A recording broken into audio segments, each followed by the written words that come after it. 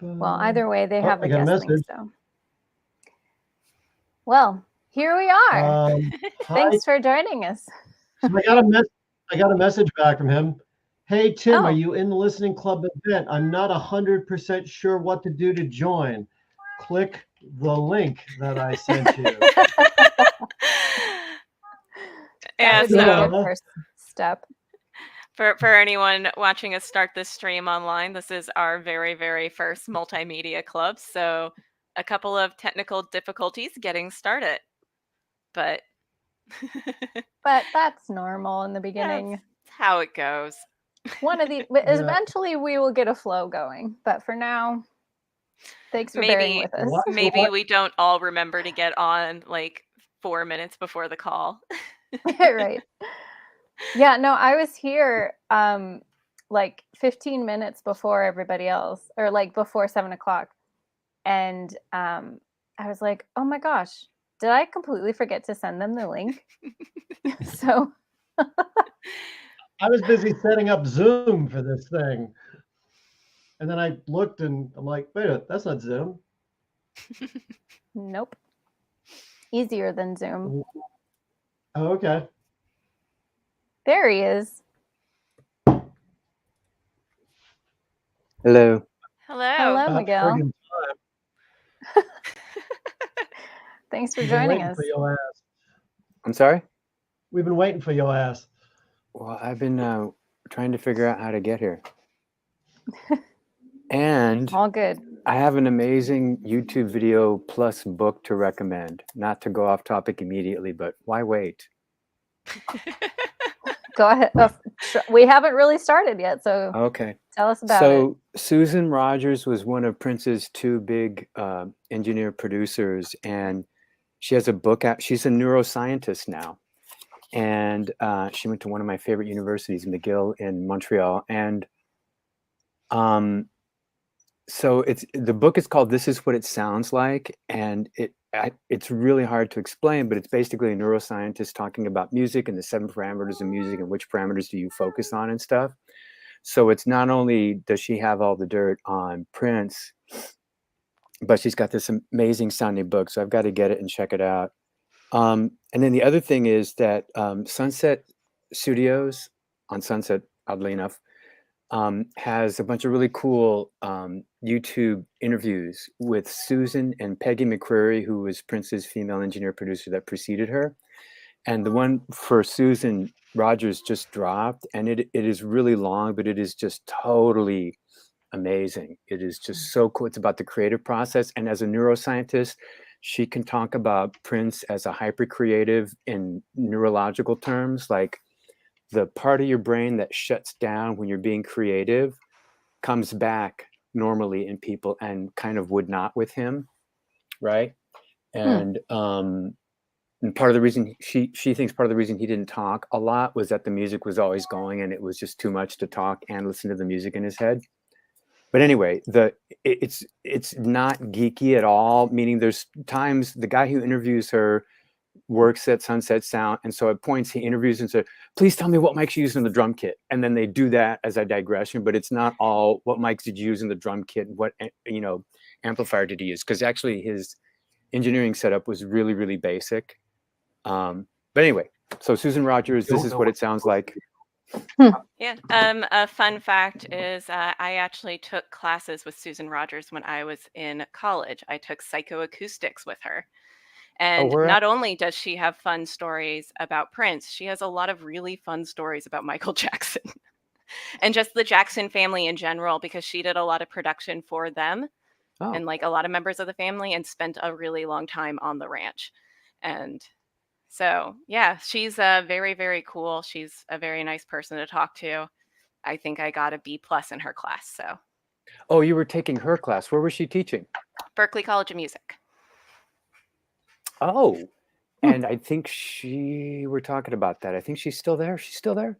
I don't know. I would guess so. She really only had like 1 or 2 classes. I think she also taught mixing there. She's a very, very cool person. So So I would like to also recommend that, but I don't want to get too off topic. We can discuss all of this later on. One last thing about Prince and Michael Jackson, and then I'll stop. But then she said that Prince wasn't really competitive with Michael Jackson. He was super competitive about Madonna, right? Which is really interesting because anyway, Prince was convinced that the next person that figured out to do what he did and was a woman was just going to be like the biggest thing ever. But I digress. And So now let's up with talk this about album? neither. One last digression before we go, because it's related to this, and it'll take real quick. And I will send out the link later. There was a wonderful Pat Metheny sat down at a conference for the Society for Neuroscience, and they had a discussion about the links between music and neuroscience. It's almost 2 hours long. It's completely fascinating, and I highly recommend it. And I will send out the link later because it doesn't appear we have a chat in this particular. We we do have a chat. Yeah, we have viewers. So hi guys, thanks for tuning in. We'll get started here in just a moment on the topic at hand, but feel free to chime in at any time about any topic. You can type in the chat whether you're watching on Facebook or YouTube, and join in on the conversation. How? Oh, Samantha, I sent you the link. You should be able to join in as a guest. Check your group message in Messenger. What did you say? A viewer? Is it people watching this but they're not on camera? Yeah, so I actually have a limited panel for these group calls, and I'm going to keep that going in the future just because it's hard for me to manage if we have too many people in a group. So I wanted to create a format where some of us can talk, but other people can add in the chat. So it's not just everybody going off into different tangents at times. Unlike the first 6 minutes of me being here. Yeah, a little bit. We're all good for some. We're all, down for some lighthearted banter before we get started. Like I said, I'm a huge fan of Susan Rogers, so it's fascinating that you brought her up. I actually haven't thought about it in a very long time, but she's a very, very cool person, and she's very nice, and she's a lot of fun to talk to. Yeah. And listen to. Okay, hey, so are we starting on Keith Jarret? Yeah, so I'm just going to do a little bit of introduction for everybody watching on the different platforms, either currently or later on. This is our very, very first multimedia club ever. We have 3, and possibly I'm adding another one on to it. 3 different clubs currently. This is for our listening club, where every month we listen to an album and then get together and discuss our thoughts and feelings on it. And this month I picked an album that I really, really enjoy, which is Keith Jarret, the Köln concert, which I believe Beckett actually says differently. The Properly. Beckett, let's hear concert. Köln. Köln concert. Hey, Samantha, just in time. I thought that maybe it would be best if I start by just like giving a little bit of background on the album, just like its basics. As you might have guessed from the title, it is a live concert. So it was recorded live. Let's see. I had to pull up the Wikipedia page because I did not memorize absolutely everything about it. I'm looking at that too. I can feed you if you like. So it was recorded at the Opera House in Köln. So this entire album, if you look at it on Spotify or on any sort of streaming, you'll see that it actually has 4 parts to it, but they're labeled as part 1 and part 2. I think it's part 2 A, B, C. And so just for a little bit of background on that, if you do listen to it, it's really only 2 parts. There's part 1 and part 2, but part 2 got split up because it was meant to go onto a vinyl. So half of it went onto the first side and the other half went onto the second side. And then 2C is actually the encore. So if you do listen to it, I would suggest listening to it all together as one thing. Do we know if he took any breaks on stage, or was he just like going solid for 2 hours or an hour, whatever it is, and then they edited in breaks? I think he just went for 2 hours. That's nuts. Because they kept the applause in there, and there's no applause at the end of the first part. That's the other thing that's crazy. Only in Europe would that happen. What? No applause or? No, Americans are famous for like they'll applaud when something cool happens, and Europeans won't. They're like sit on their hands because they're grew up with don't applaud in between the first and second movement of the symphony kind of stuff. I also grew up with that. Granted, I did grow up in Europe, but I kind of always viewed that as more of a classical thing. So I think the people going to an opera house might have that same opinion. In fact, it was unusual for me. Sam, who just joined us, is a ballet dancer, and I had the great honor of watching her show earlier this month. And people clapped in like the middle of things. And I was of two minds of coming from circus where you just yell the entire time.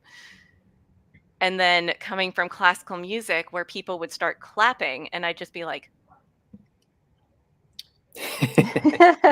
the daggers come from the eyes. Yeah, during a circus performance, you really want that audience feedback because without it, you're like, am I well received? What is happening? Yeah, we like the applause mid-performance. Yeah, we wanted it for sure. Good. Okay, that's good. I will keep that in mind With for the next time. It's different. Yeah. Yeah. Classical ballet, not so much. Yeah, this isn't exactly classical ballet that we do per se. It's has a twist to it. Right. It's a very cool show. I actually, in terms of the applause, I think it's one of the really interesting things about this album is they kept the entire applause. Like there's a full minute of applause at the end of it, both after the performance and after the encore. It's just the applause. That's cool. I have the 1 hour, 11-minute, I guess, YouTube version of it, or at least that's the version that I found, but it sounds like I may need to listen to a different version. Yeah, there is the live album. Another interesting thing about this is somebody actually transcribed the entire performance. And oh my God. Yeah, I hope I got a degree for that. Keith Jarret approved of it. Oh wow. Wow. So he not initially. He was very not happy with that idea for a long time before he approved it. He didn't like it because he felt like it took away from the performance, and so they took away every like dynamic notation. So it's just notes. It's like essentially a score that you can use to analyze it. But if you want to cover it, you kind of have to listen to the original to figure out exactly how it was played. Why did they leave out the dynamic markings? Was that his request, or it was literally just there for musical analysis, so you just didn't put it in? Probably a little bit of both. I'm actually unsure whether or not they had it in there, but I do remember it. He wasn't happy about it at first, and it was his big thing that he wanted people to listen to the album. He didn't mind that they had the notes, but he felt like, and it's weird because you can actually find covers of it like on YouTube and many people playing the entire whole album. Thing? Yeah. Or just one of the movements? Or do we even call them movements? Oh my God. So wait, did he play this all like freestyle from memory? No music, no nothing? It's improvised. It's improvised? Oh yes. my God. I didn't know that. But I can't imagine that none of this stuff was running around in his brain before that. He wasn't like creating it out of whole cloth. But yeah, it's an improvised gig. So I'm going to read the background from this, and I'm just going to read this from Wikipedia because I think it's very important to continue the discussion. So this entire concert was organized by an 18-year-old who wasn't really a music promoter at the time, and I think after this she went on and is still a promoter, I believe, to this day. Wow. I'm very curious how she convinced him to do it in the first place. The show sold out very, very quickly, and the way that she got him to do it to a certain extent was he requested a very specific grand piano for the performance. However, there was some confusion by the opera house staff, and instead they found another piano backstage, which was a much smaller baby grand piano, and assuming that it was the one requested, they placed it on the stage. And then that error was actually discovered too late, and it was raining, and so if they tried to get the original piano that he wanted to the venue, it would have ruined the piano. And so, according to the Wikipedia page, this piano was intended for rehearsals only and was in poor condition and required several hours of tuning and adjustments just to make it playable. The instrument was tinny and thin in the upper registers and weak in the bass register and did not have working pedals. Other than that, it was a great instrument. I wanted to bring that up because I think it does play into a lot of how the music's performed in it. I'm going to read the rest of this before we get into that, just because I don't know if we'll come back around to it. Let me just try and pull out the quick notes from this. So the promoter of the event for the concert actually bought a plane ticket, and he instead traded that in for cash and drove there from Zurich, which in my head isn't that long of a drive, but it's like probably like 7-8 hours. Like, it's a full day drive. From Zurich to Köln, yeah, that's straight across the country. Yeah. Is it really hilly too, probably? Probably, yeah. 100%. Yeah, coming from Bavaria, yes. He had to wear a brace because he was having back problems, probably because he was touring all the time before that. And he got to try out the piano once and refused to play afterwards. And as he was about to leave, the promoter convinced him to stay because it was a sold-out concert and it was going to start in a couple of hours. And he agreed to do it because they already had everything set up, like the recording equipment, everything. And to make this up, she set it up so that he could have dinner at an Italian place close by, and there was a mistake on his order, and he didn't get his order in time and had to eat like a couple of bites and then run back to perform. So he's doing all of this with no sleep, completely exhausted, not on the piano that he had requested, and probably starving.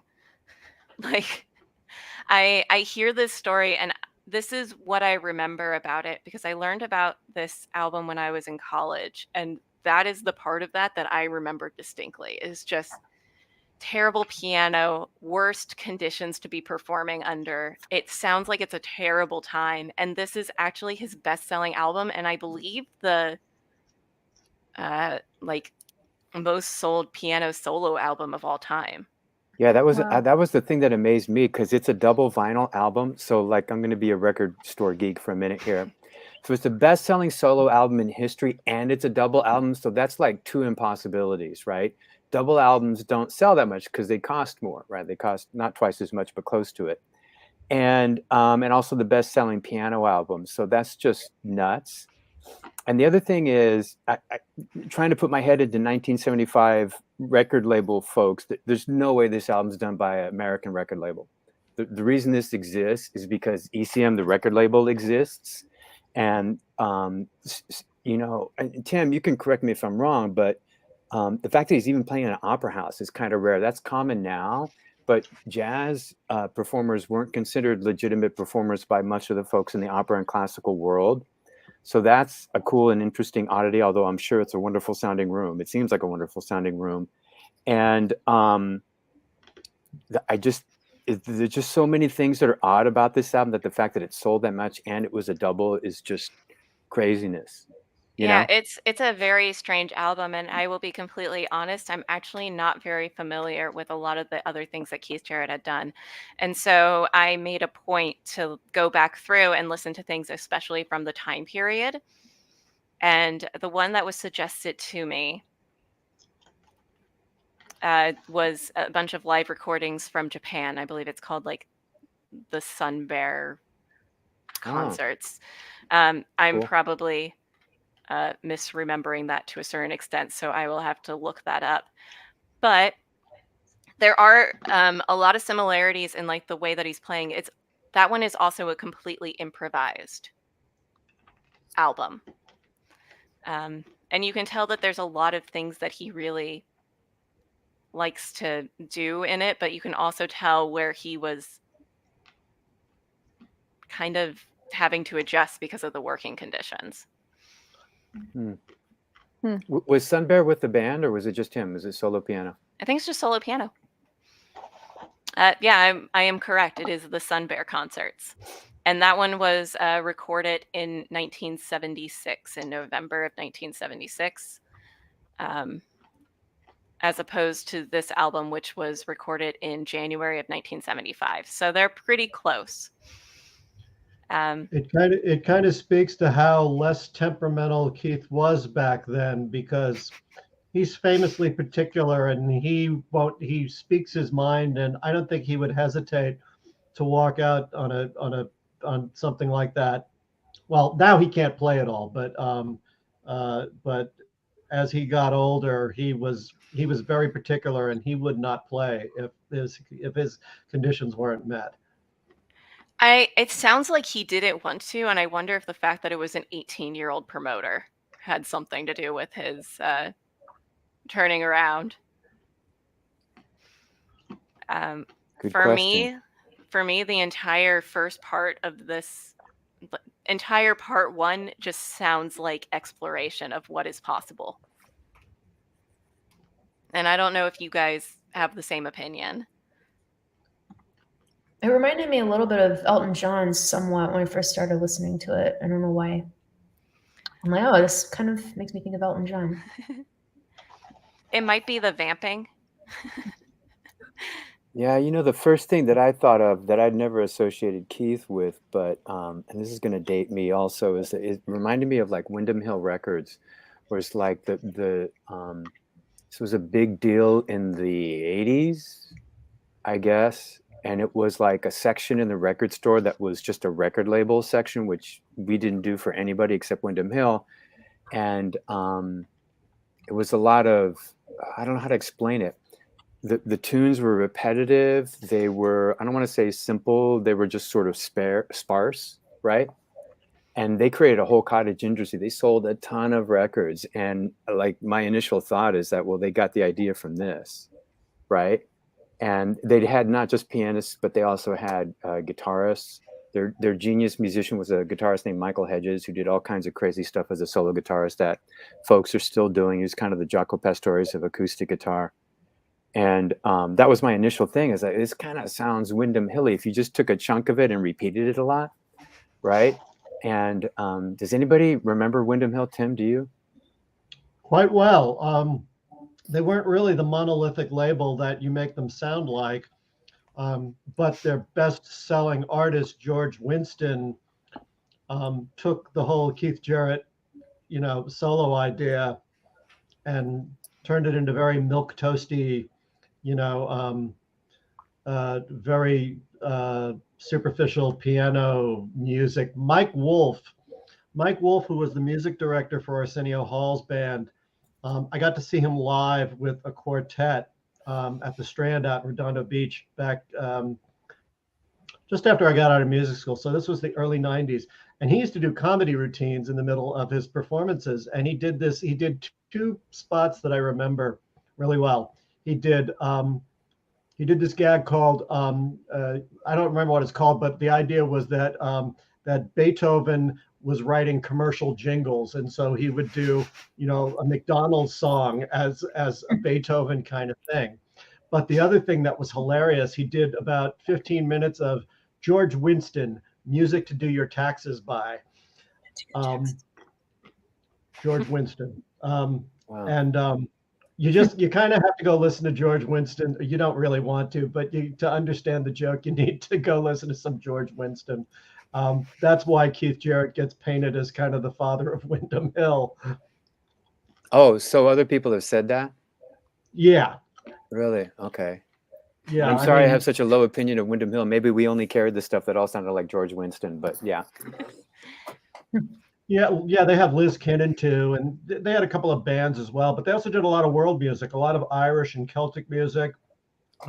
As you Yeah, I had said, no Michael idea. Hedges, the great genius of acoustic guitar.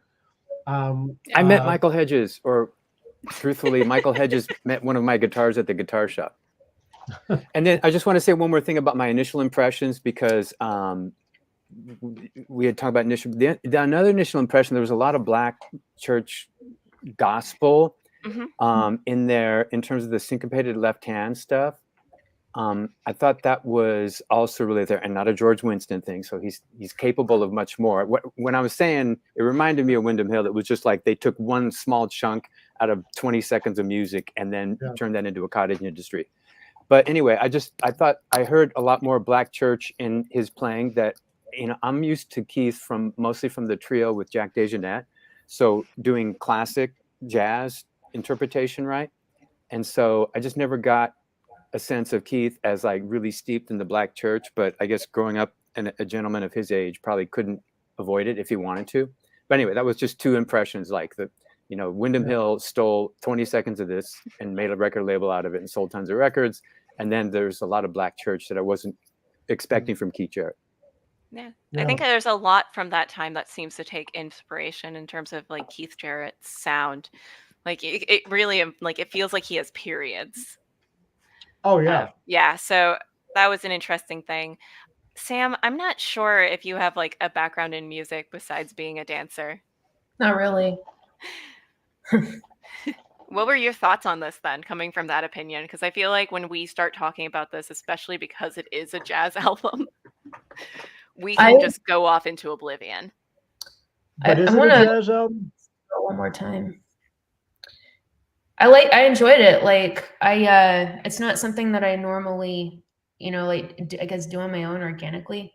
If anything, I've been listening to a lot of electronic music these days, so not exactly classical, but yeah, like something like this is, yeah, I feel like I might start listening to more classical music like this. I also like going to live jazz shows. So, has anybody ever choreographed to this album? Done any choreography to this album, either jazz, dance, or ballet? Do we know? Not that I am aware of. So, Sam, how would you feel if somebody said, "Hey, I want you to choreograph some movement to this"? Would you just say, "No friggin' way"? What do you do? It might be fun to sort of play around with, I could see this. I'd have to listen to it one more time, like just in terms of like counts wise, would it work for, doing bar work or something, or just improvising stuff in the, just in the center. Yeah. It's a neat idea, actually. Yeah. It tends to have like 5 to 10 minute periods of going on the same idea, and then it doesn't really ever revisit those ideas. So that would be an interesting thing to think about when dancing. Mm-hmm. I feel like it would have to be an improv, and it's almost like a bunch of tiny pieces as he moves on into the next idea. Yeah, like 5 minutes at a time. It's also very rhythmic. I mean, he spends a lot of time when he spends time on an idea, he's doing, particular vamps that he just keeps doing over and over and exploring melodically over those vamps. So I think it would be very easy to translate into dance. I think there's more repetition than I thought would be in there. Again, I came back to this after not hearing it for like 30 or 40 years, but I don't remember all the repetition. And I think that's really interesting. And that's also an influence, I think, of the Black church.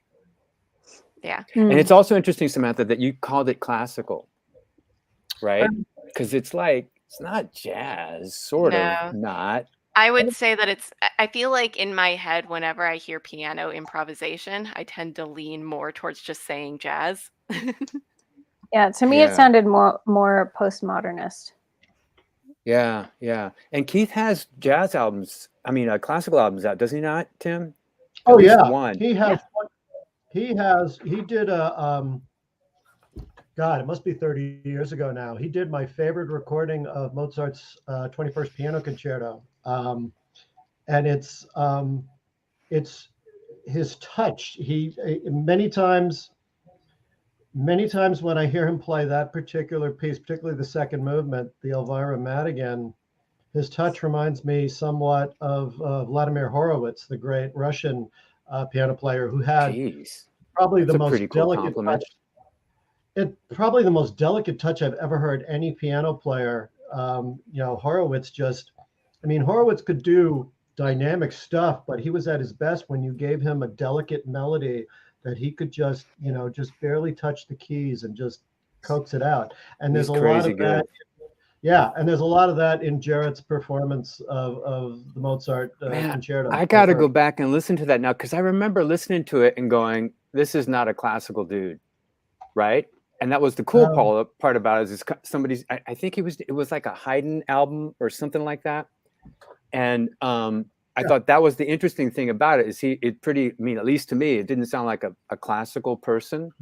And I thought he was going to get a lot of stick from the classical people for not sounding like a classical person. But again, this was 30, 40 years ago, where that thing wasn't as embraced as it might be now with something like Wynton Marsalis, somebody like Wynton Marsalis, Wynton Marsalis is on heavy rotation on KUSC, by the way. I heard him twice today driving around. 2 different trumpet concertos that had him overdub with himself, a duo concerto and a triple concerto. Anyway. But I mean, back then, there's just no friggin' way Keith Jarret doing classical, showing up on a classical radio station. It would not happen. Oh, you know what? The YouTube video that I found, it's a piano interpretation, or it's described as a piano interpretation. Maybe that's why I was inclined to. A Polish artist who is fascinated by classics and jazz. I'm not going to pronounce this name correctly, but so I can send you the YouTube link. Yeah, and I will see if I can find a YouTube link for Keith Jarrett's original album, and then we'll have to do like a side-by-side comparison of them, because I didn't listen to any of the covers. That would be interesting. Yeah, we'll definitely have to post the link for everyone who's interested, because for those of you guys who haven't heard it and have no idea what we're talking about, whether you're watching live or in the replay, we can't actually play it for you because YouTube will copyright strike us. But we'll definitely share the links for you guys to listen to it. And you should listen. I'm saying, like, I am not a postmodernist fan. Like, when I was in music theory and we were listening to postmodernist music, not my jam at all. But this album had real, like, tones of it. And really? I really loved it, which was surprising to me, because I go ahead, Tim. No, you go ahead. I was just going to say, it seems like well, I thought you were done. I'm sorry, I thought you were done, Beckett. That's all right. I'm mostly done. Were you done? Well, then finish what you were going to say. I'm sorry. I don't remember now. I've been drinking wine, guys. It's been a day, so. Wednesday. Well, when you remember, Beckett, what you were going to say, let's go back to it. Because Rebecca, you kind of opened the door on genre on this thing. And you'll be sorry you did. Yeah, you really. Genre is such a weird thing. I've increasingly become leery of the word jazz, and it was something, Miles Davis hated the word, and more I hear a lot of older artists who have just kind of gotten away from using the word jazz as a genre, and I've stopped kind of using it as a genre word, and I refer to jazz idiom, which means we're referring to the particular language that players in jazz typically use. But this album strikes me as sitting in this, because you have that gospel thing, particularly in the first part, with the rhythmic vamps and the use of the flat 5, and this sounds to me like an intersection of classical and pop music and some jazz idiom, and it just seems to sit in this weird pocket where it's not really. You can't define the genre. I mean, does anybody? I mean, in a really good way. In a really good way. And really, genres is just so you can, back when there was record stores, genres was just so you could go find the music you wanted to find in the record store. And that's kind of it, And I knew where to find it.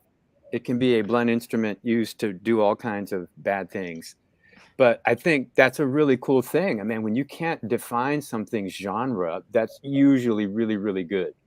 And when it's really easy to define something genre, that's usually, you know, maybe not somebody's best work or not one of our best artists, you know. But yeah, but I agree with that. Now, Beckett, when you say postmodern, so like the labels like that, if it's not a genre in a record store, and I'm a record store guy for those of you listening on the YouTube or the Facebook, we didn't have a postmodern genre. So what is that? What kind of music were they having you listen to that you just like went meh? Oh gosh, and it's been a long time since I was in music theory, so Was I was it trying classical? to remember. Yeah, postmodern classical. Which Rebecca, would have been mid 20th century. I was like, composers? so like you're talking about like Philip so like Glass, early to sort mid. of. Yes, Philip Glass. That's who I was thinking of. Yeah. Yeah, early okay. to mid 20th century. Okay. So like, Yeah, no, genre is a weird thing. minimalism. I always I put this into my jazz category simply because it is improvisation. And it's ECM. They're a ECM. jazz label. But I am usually against genres because at the end of every year, Spotify will do a wrap up. It will tell you like these are all the albums you have listened to, and then one of the things is how many genres you have listened to this year, and it will be like you've listened to 540 genres, and I'm like, what? All genres. If every single song is its own genre, then it kind of defeats the purpose. I looked it up once because I was very, very curious about like what how are you defining these genres? And they were like, yeah, your top genres are dream pop and melancholy dream pop. And I was like, I don't know what either of those things are. I thought dream pop was defined by melancholy, but anyway. Me too. I digress. Like just arbitrary words that they made up. Yeah, I mean, it's like Miguel said, it was defined so that you could put it in the right spot in a shop. It's just somebody like could find it. Yeah, it's just a box. So where do you put dream pop in the shop? Now you search for it online. Well, it depended on who the band was, right? And people who were really big were in two genres. Like when Prince started, it was very confusing, and he was in rock and in R&B. We had a soul R&B section that was very different than the rock section, and then he would have to go in both once he got big. Not the first three albums, but when 1999 happened, we had a problem. Where do we put this guy, right? And but then again, that's a great definition of like this guy's busting genres. That's a really good thing. Or this piece of music, I have no friggin' idea what genre it is. I mean, one of my favorite pieces of music anywhere on the planet is an Arvo Pärt piece called De Pacem Domine, the version which is actually overdubbed in the studio with it's for 8 soloists, but it's only 2 guys overdubbing their voices. And that thing is just like, you could say it's Gregorian chant. You could say it's kind of like Terry Riley tape loops because the voices never stop and they have this kind of tape loop kind of sound to them. And that's part of what makes it amazing is it's because it's kind of both of those things. And so I think that's the brilliance of the album and why it reaches so many people is it's kind of like bigger than genre as opposed to something that you can't define because it stinks. And it's like, it's like the suck pedal on your guitar. Is there a genre called suck? Because I don't know where to put this thing. But I mean, it's really transcendent of genres, I think. With that, and I try not to use the word transcendent over much. The thing about the word jazz that I'm so the thing about the word jazz that I'm so sensitive about, and I think what other artists are sensitive about, is that it's probably the most abused genre in music because it's how you get abominations like smooth jazz. Because basically somebody at some point decided that, is it instrumental? Okay, then it's either classical or it's jazz. And so all this instrumental stuff that is not jazz wound up as jazz. And so they came up with these new ridiculous genres because they didn't want to just say it's improvised music. Because I don't know, people would be confused. It just has always felt to me like jazz because people tell me, "Oh, you must like Kenny G," and I'm like, "Yeah, no." Hey, don't be carping on my boy Kenny G. Somebody mad wants- respect what do for you his have- circular Right. breathing. Yeah, It's pretty amazing. What do you have against Kenny G, Tim? I don't have anything against Kenny G. I have a God. thing against his music. His He's a really nice Same person. thing. That's a meaningless distinction. No, I feel like I understand because, I mean, of all the people here, I feel like you're the one who's can comment on this the most. You are a jazz pianist. Like that is, I think one of the ways that you would say that. So being put in that same category of something that's so vastly different is, yeah. So I grew up playing, I'm a classical musician. I played flute. And I kid you not, as soon as any of my dad's friends found out I played flute, the first thing they said is, "Do you know Jethro Tull?" Huh. And that was a weird box to put me in, and now I don't like Jethro Tull because of it. I can imagine. Can you stand on one leg while you're playing the flute? Yeah, do the figure 4. See, and as an oboe player, I can kind of relate to what Tim is saying, as a matter of fact, because like people don't know what an oboe is.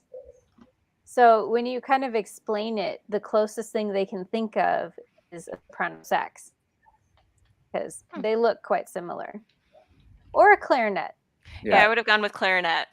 Yeah, but it's not, because I try to steer clear of the comparison to clarinet because it's nothing like clarinet.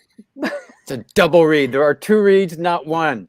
They don't Huge sound difference. alike. They don't look alike. Just because they're both black in color and sort of a similar length. But you could say the same thing about soprano sax. Although soprano sax sheet music translates better over to oboe than clarinet music, and it's just not like clarinet. I know what they sound like. But There you which go. one?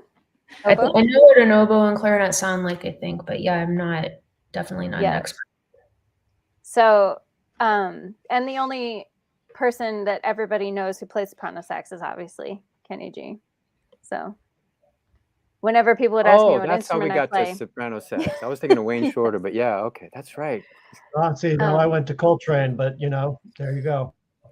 so when I would explain what instrument I play and they didn't know what it was, I would be like, well, it kind of looks like the one that Kenny G plays. And they go, oh, okay.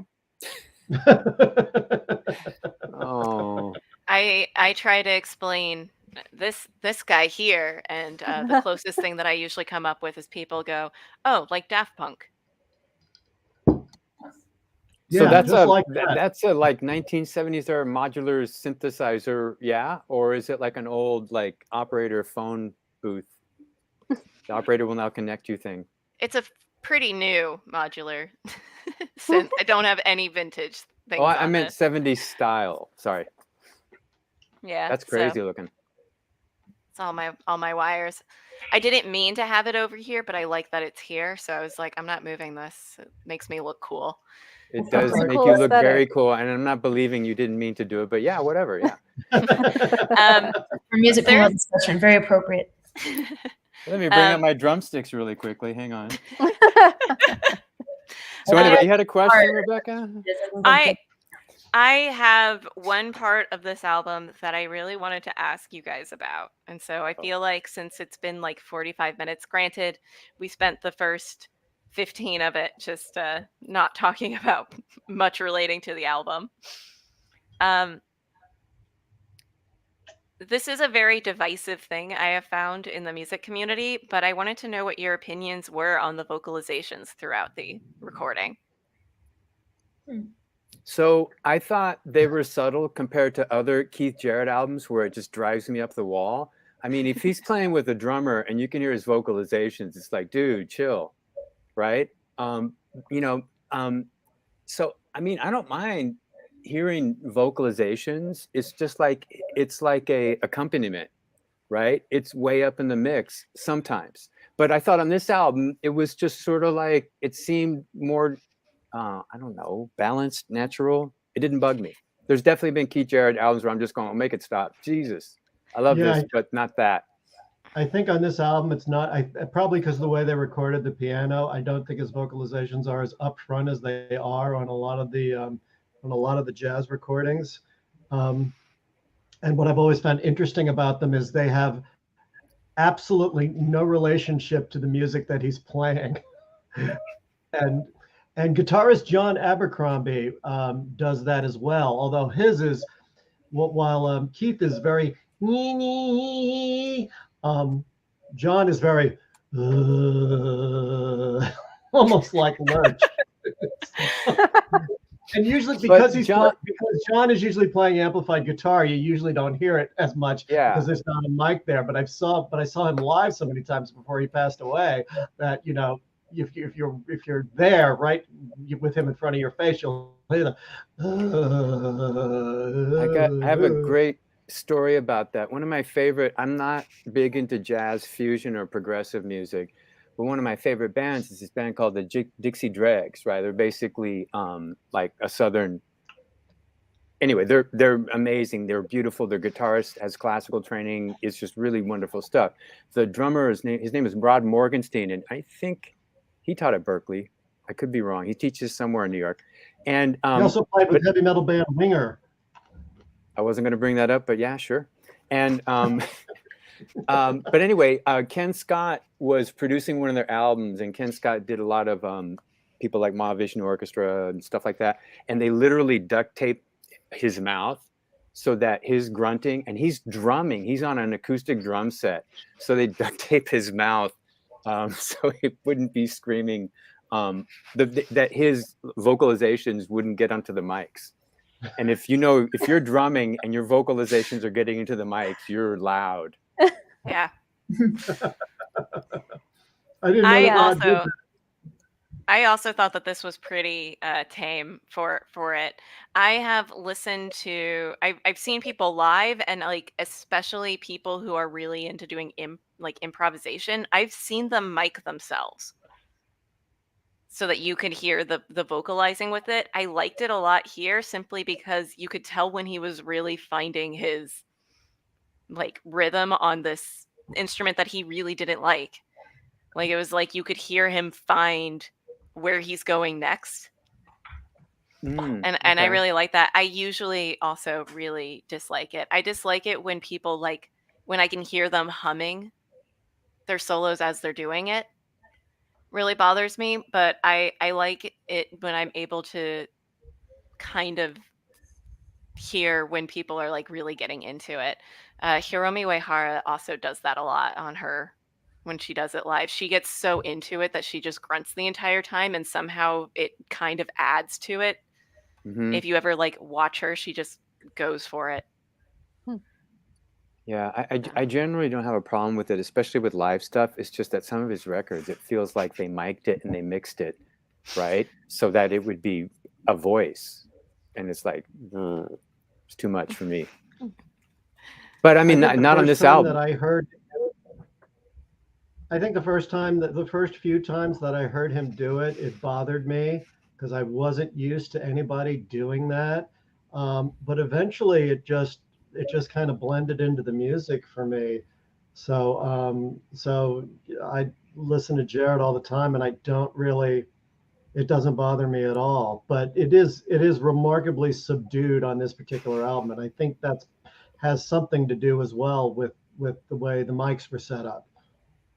Yeah. Did you guys notice that, Sam and Beckett? It blended in to me as well, but I'm again not an expert really in this. I meant to listen to the album again before tonight, but it just didn't end up happening. So I actually don't remember hearing any vocalizations. Yeah, I could easily imagine somebody not, but Beckett, I guarantee you, I can find you Keith Jarret albums where you wouldn't miss it. I can find probably a lot of live recordings where it's hard to miss that sort of thing. It's very common. Like I said, when I saw people live and I don't remember any of their names, I've seen them mic themselves so that you could hear them humming, and I just kind of felt like that was a very strange thing to do. Like, good job. You're improvising, and you know what you're improvising, I guess. I don't know what the point is. Were they harmonizing with themselves?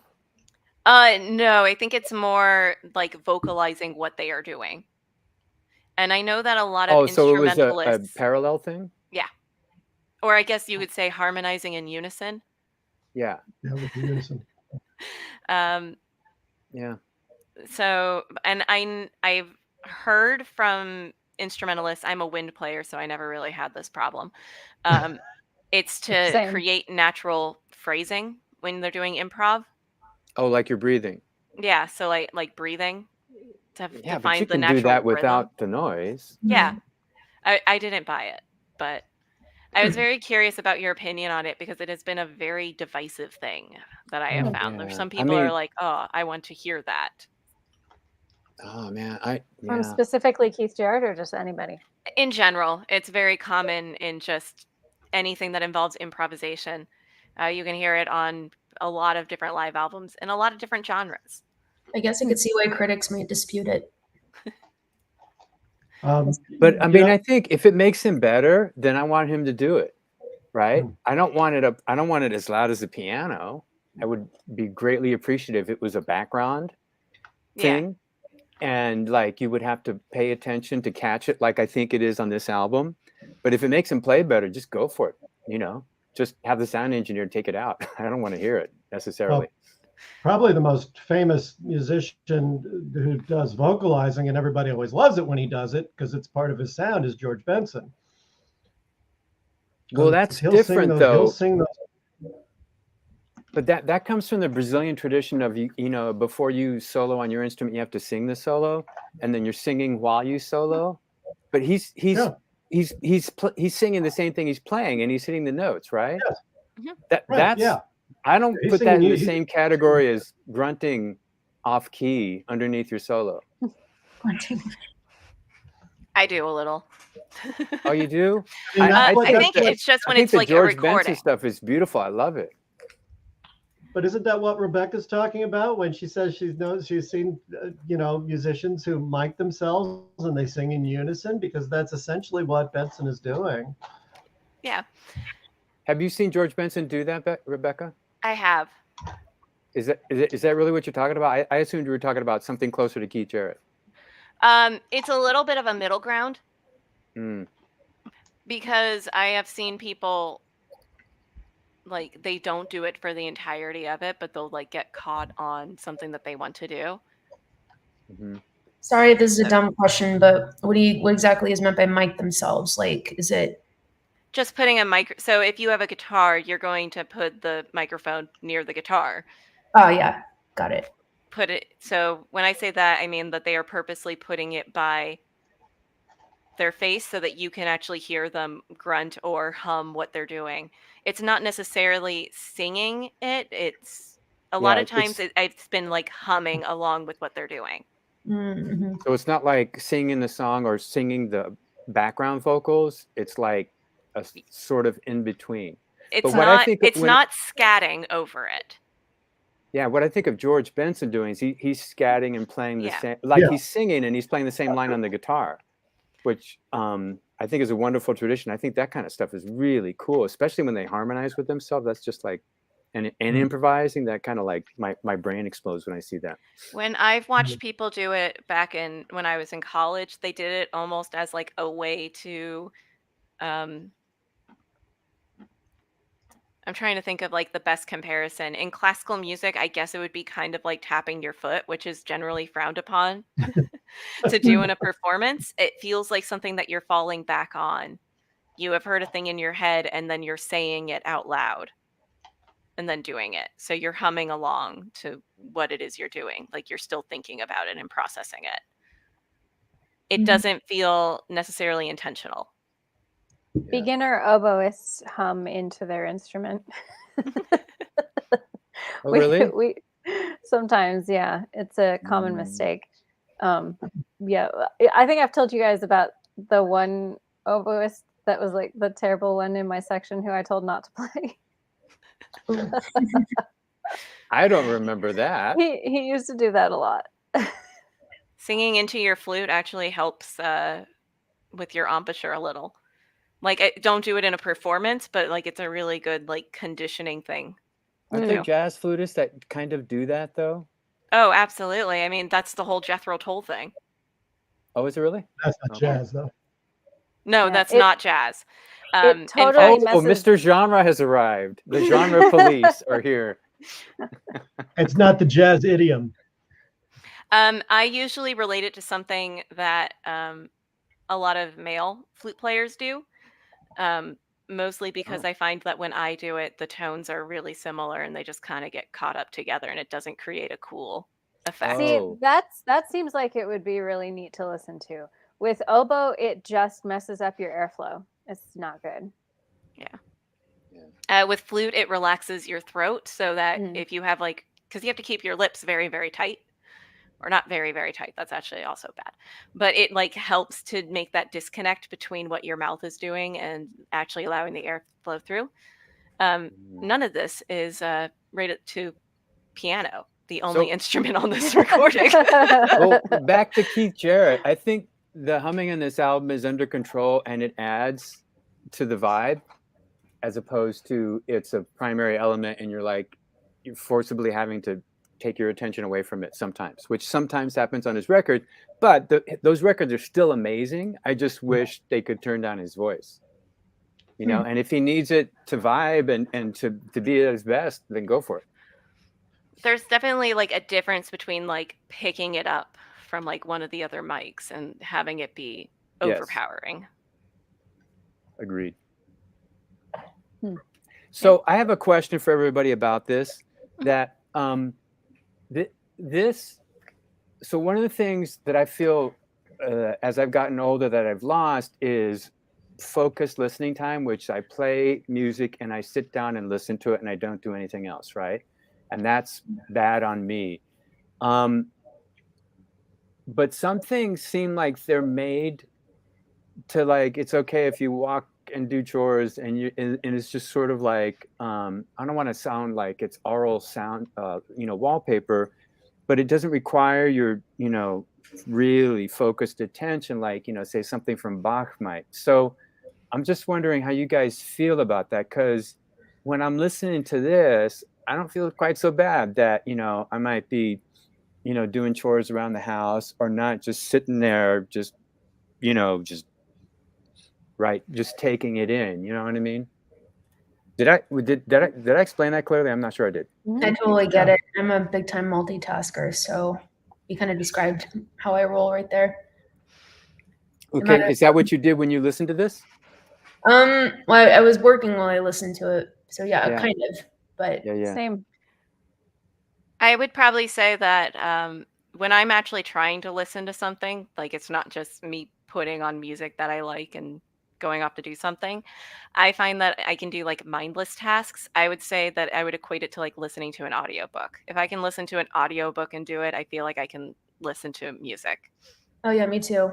There's a website that I think I've brought up before. It's just called 1001 Albums Generator.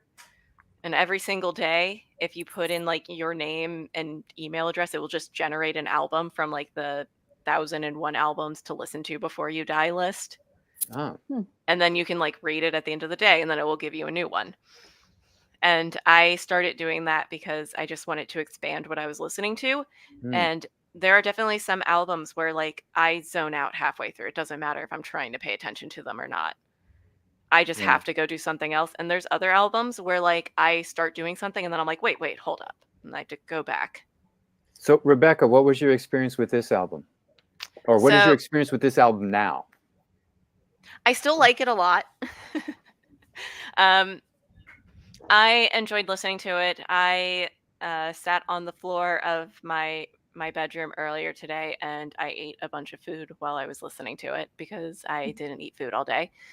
And then I had to go pick Ryan up halfway through it. So I did have a little bit of break in there. So it's not like I listened to the entire album. But I also made a purpose. Like I was like, I need to listen to this directly. Usually when it's on, I think the last time that I listened to it before it, I was working on a puzzle. No. That's a good kind of multitask a bit activity to do while listening to something like this. Yeah. How about for you, Beckett? I was working also while I listened to it. And I meant to put it on again today. I just got so caught up in what I was doing for work that it didn't end up happening. But I like to have like instrumental, non-lyric music going if I want anything on in the background while I work. Like lyrics are too distracting.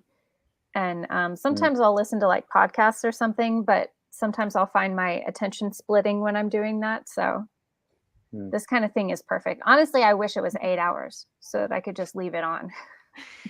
It's a surprisingly relaxing album for all of the all of the rhythm in it.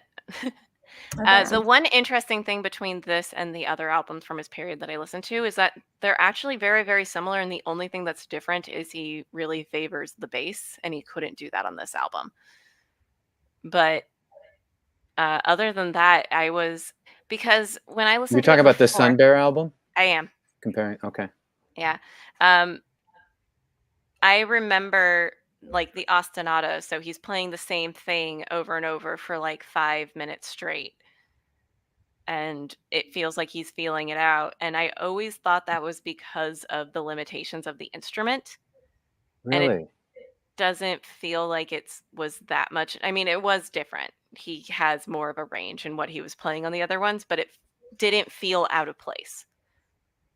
Hey, so I didn't catch that this was not a wonderful sounding instrument. I thought it was a great recording. Did anybody else have that initial reaction where you're going, oh, it's kind of a weird sounding piano? I didn't catch that at all. No, he makes it sound good. So there is one point, and I wondered if it was a part of his experimentation with it, where he was playing on the exact strings that were clearly like poorly wound in the first part, where you can hear on the microphone them going. Really? Like the strings are like, there's a sympathic buzz that shouldn't be there kind of thing? Yeah. Good Lord. Yeah, there is. And This it is a only bad happens piano. for like one little section of it. And I thought it was interesting that it felt like he was experimenting with that aspect of it. And then he just never went back to it. He just avoided that part of the piano. Yeah. Did you have that experience, Tim? You just didn't think it was a great sounding piano? No, I didn't. Yeah. I didn't feel that way at all, but I think that's because he figured out early on what that particular piano's strengths were, and he just played within those limitations. And to coax the amount of music that he does out of that, I mean, it just speaks to, what a fabulous melodic mind he has, what a great improviser. The only person I can think of that I can compare him to, back in the 90s, I saw Sonny Rollins play live. And it was just idea after idea. And he'd take an idea and he'd work it over in a much more melodic way than John Coltrane would do it in his time. But he would just examine melodies and then he'd get bored with them, he'd move on to another one. But it felt, when I saw Sonny Rollins, it felt like he could have sat there and played for hours on end without stop, because he just had this repository of melodic ideas. And that's what I think you see with Jarrett when he does these solo shows like that.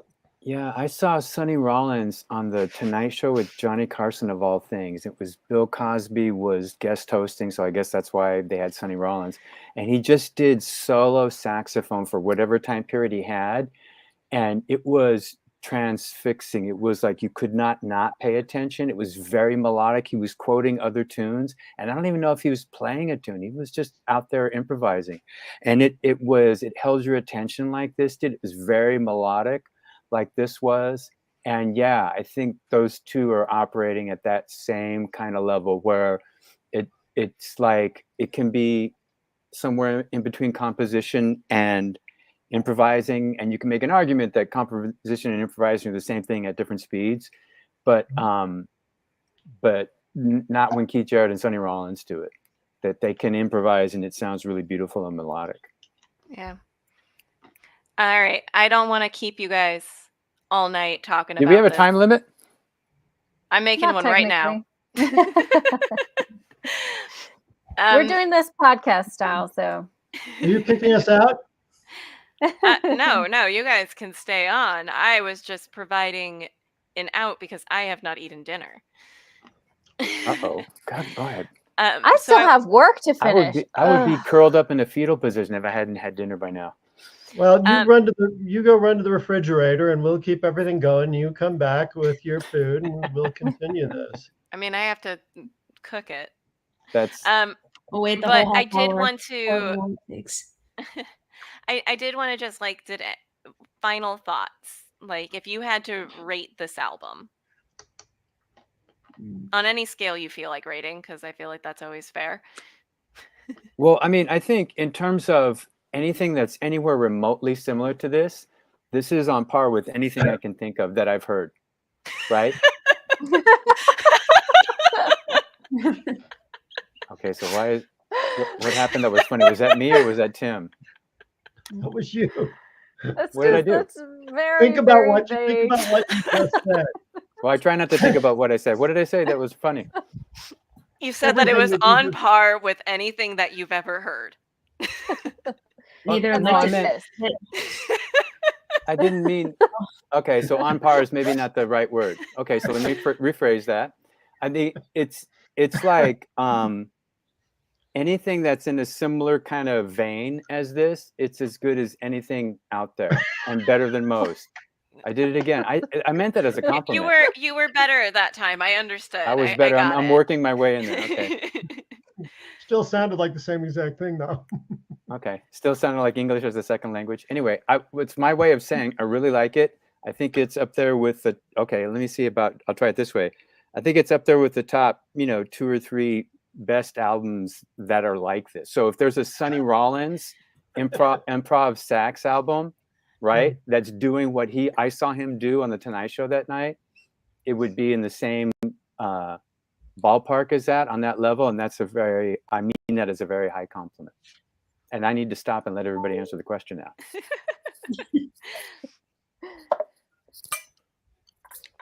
So, any other opinions on it?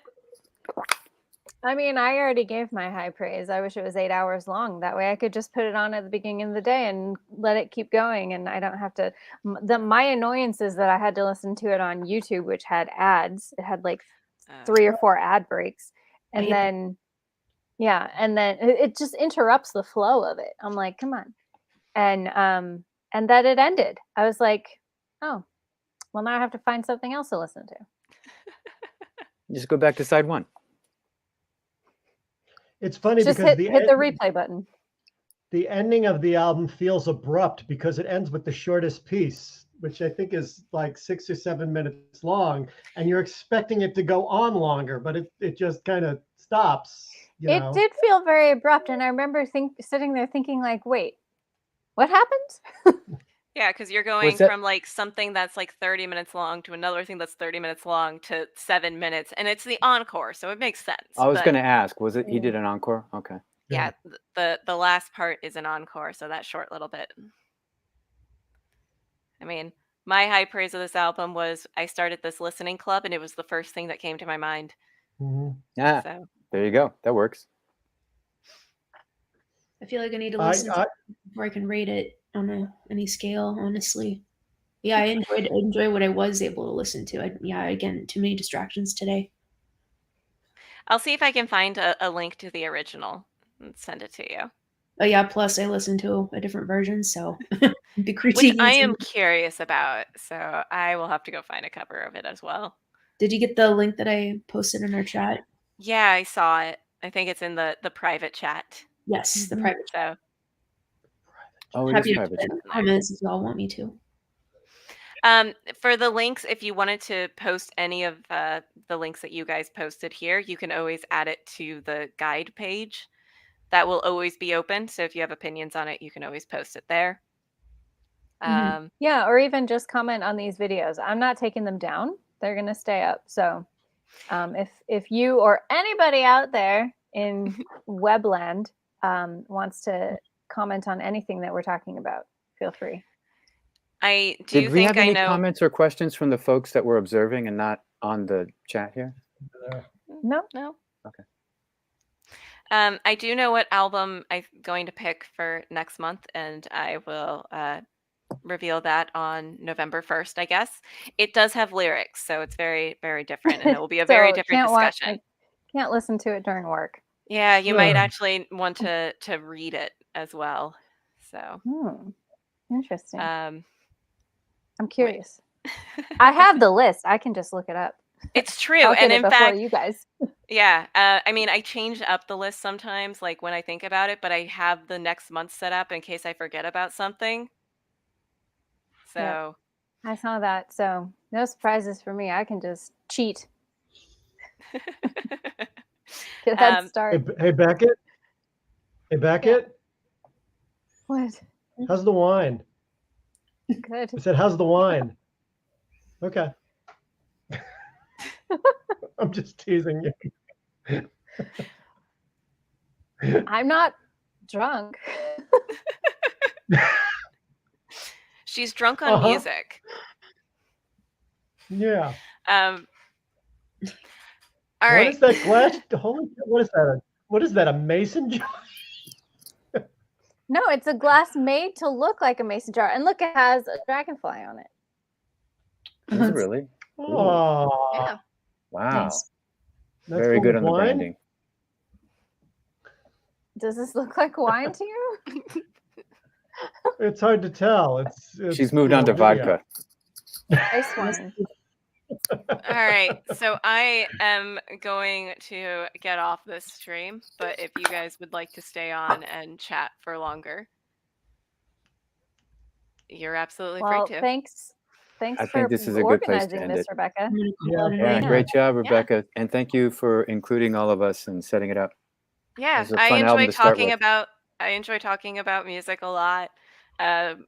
Still need to figure out a format. So like I said, it's the first one. So I'm sure much like our normal Saturday calls, I'll figure out we'll slowly turn it into something that has a little bit more of a form. Those ones took some time to find the rhythm in also. So my other question for you guys is Miguel brought up that he wants it to be a set day. So would we like to just preemptively say that unless something else is stopping us, we just want to say 7 p.m. on the last Wednesday of the month will always be listening club? That works for me. I just can't do Tuesdays. I'm not totally married to the idea. I like the idea of it. Yeah, I don't know. My work schedule has been very up and down lately, so we'll just have to see. We'll play it by ear. Yes, let's do that.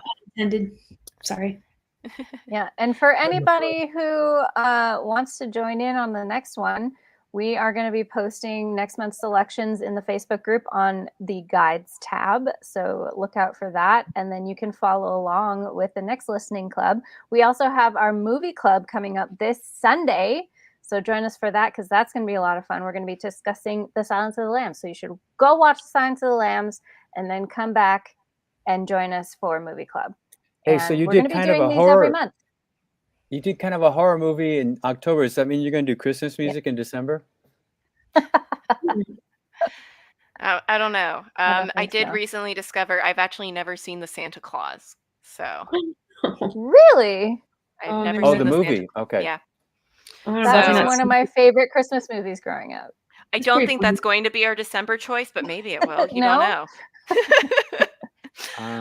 My favorite Christmas movie is the Diane Keaton. What is that thing called? The Family Stone. With Sarah Jessica Parker and some other actors. Best morning of Christmas opening presents fight scene ever. Probably the only fight scene. It's funny. It's hilarious. But yeah, my favorite Christmas movie is Die Hard. So Die Hard is a good one. Gremlins, such one of a mine. Romantic. Yeah, Edward Scissorhands is also a Christmas movie. Is it That's really? also a good one. I don't agree with that statement, but it is, and I've lost that argument. So it takes place during Christmas. Does it count? Yeah. Yes. Lethal Weapon is a Christmas movie too. All right. Find out what other movies are Christmas movies on our next movie. At least movies during Christmas aren't about Christmas. As long as they're set in the background of Christmas, it's a Christmas movie. There you go. And we will leave you with that. And on that note, thank you guys for joining me. Thanks, Rebecca, for organizing. Having us. Thanks for having Good night. us. All right. Night. Bye. Wow.